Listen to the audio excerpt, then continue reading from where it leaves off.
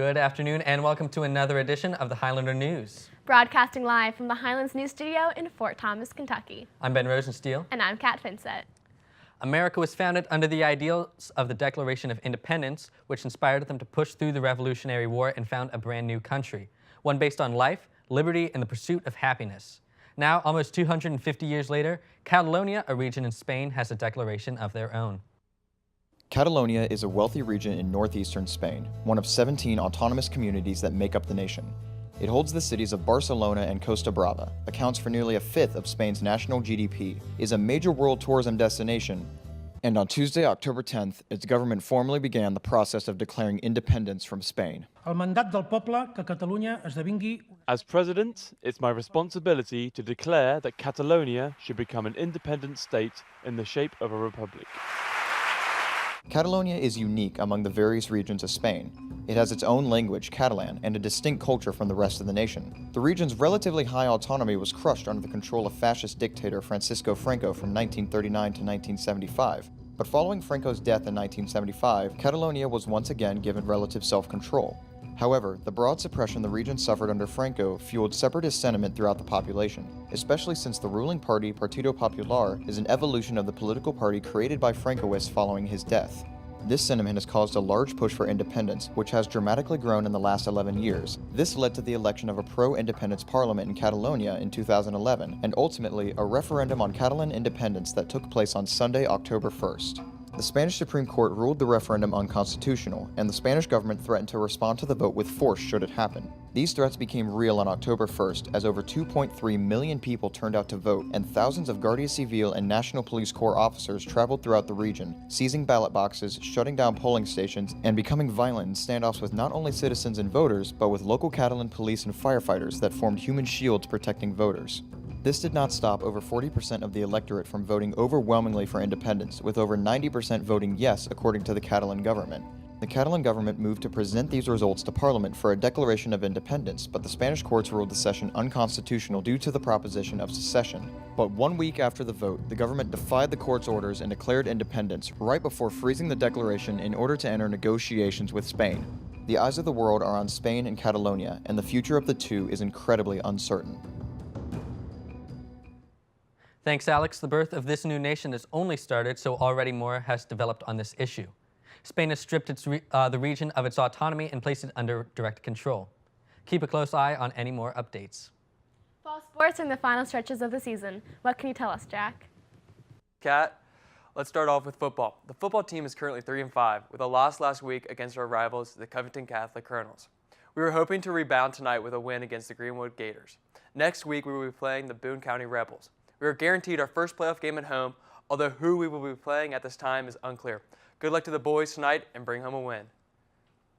The boys soccer team is currently 12-7 overall and 1-0 in district play. With the win against NCC, last night they won an exhilarating game against the Covington Catholic Colonels. They won in PKs with an exceptional performance by the goalkeeper Will Burnham. The boys will play again on Saturday at Tower Park at 4:30 against the Ryle Raiders. Good luck, boys, and keep up the good work. As for the girls' teams, their season ended Wednesday. Their overall record for the season was 17-5-1. In districts, they beat both Bellevue and NCC. In the regional tournament, they beat Cooper in the first round, but lost to St. Henry on Wednesday night in the semifinals. Good luck to the girls next season. As for the girls' volleyball team, they are currently 24-10 overall and 2-1 in districts. They beat their crosstown rivals NCC 3-1 last night at home and were victorious. Congrats on being the District 36 champs. Good job, girls, and keep up the good work. The boys and girls cross-country teams are both having excellent seasons. The girls won conference by a long shot and are still predicted to win first at state. Regional meets are next Wednesday and will be followed by state. The dance team is continuing their work as they prepare for the national tournament in Orlando. Their work shows off at each of their performances during athletic events. Keep it up, girls. Both the girls and boys golf teams advanced to the state tournament this season. The boys placed second in region and 17th at their first appearance in state since 2010. The girls' team placed 5th in regions and 3rd in conference with a record of 11-1. Great job to both teams on a successful year. The cheer team is still working on their performances for nationals in Orlando, and they are doing a great job pumping up the ozone at all our games. Keep it up, girls and guys. With your fall sports recap, I'm Jack Schultz. Kat? Thanks, Jack. I wish the teams the best of luck as they head into the playoffs. Are you tired of 2017? Want to go back to the olden times of dragons and jousting? The Ohio Renaissance Festival is open every weekend until October 29th. There are handmade crafts, food, medieval bands, jousting, and comedy shows. Yeah, I went last weekend and it was a ton of fun. You know, it was a good break to get away from college applications. Speaking of which, here's a bit of information about how to apply for your own financial aid. For many of the juniors and seniors here at Highlands, college is quickly approaching. For those of you planning to pursue a higher education, money is a very important part of the application process. In an ideal world, money wouldn't keep you from attending the school that you'd like to, but the unfortunate reality is that you have to pay for your college education somehow. A primary avenue by which you can finance your education is student loans. For many people applying, student loans can be confusing. After all, this is most likely the first time you've had to borrow money in the form of an official loan. There are a few important things to understand about your loan before you apply for one. Number 1, a student loan is not just free money. They come with a set rate of interest, or an amount of money that has to be paid back on top of the original loan amount. The interest rate of your loan will depend upon a number of factors, including where you are getting the loan from and your personal financial health. Next comes finding and applying for a loan. The first step in the process is filling out the free application for federal student aid, or FAFSA for short. Filling out this application is very important, even if you do not expect to receive money from the program. Many schools use your FAFSA form to see what kind of financial aid they can offer you, and this includes loans. After you've filled out the FAFSA, you should consult your college's financial aid office. They will draw up a document for you describing the variety of loans that they can offer you, and then it's up to you to decide on which option you'd like to take. We wish you the best of luck in searching for financial aid in the coming months.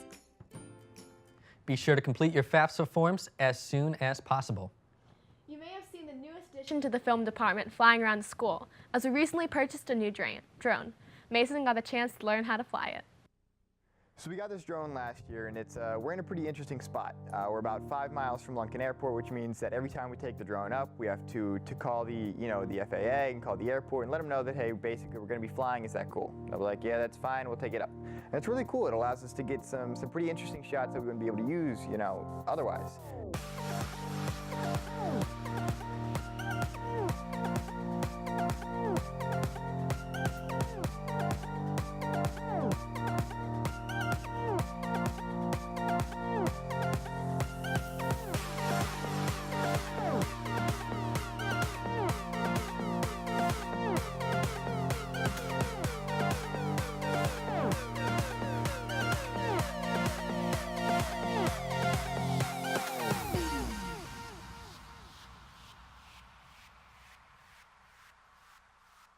I mean, the drone also has a lot of real-world applications as well. Just the other week, we took it out to Woodville, and we flew it up, 400 feet and studied traffic patterns, and it allowed us to catch some people doing things that they shouldn't have been doing, with the roads and with the regulations that we have in place. Our STLP club here at Highlands is going to expand on this idea for their project when they go to districts. They're going to go around and they're going to record all the schools in the district and their traffic pattern in order to create a better traffic flow for each individual school. I mean, really, it's just an incredible skill for our students to have. I mean, being able to fly a drone before you even leave high school is something that not a lot of college kids can do. And by, being able to do that, it really gives us a foot up on the competition when we apply to college, when we actually do make it to those, colleges that we are applying to. I think that the drone is an incredible advantage that Highlands gives us, and I think that this program, teaching me drone flight is a lot of fun. It's something I'm going to be able to use for the rest of my career.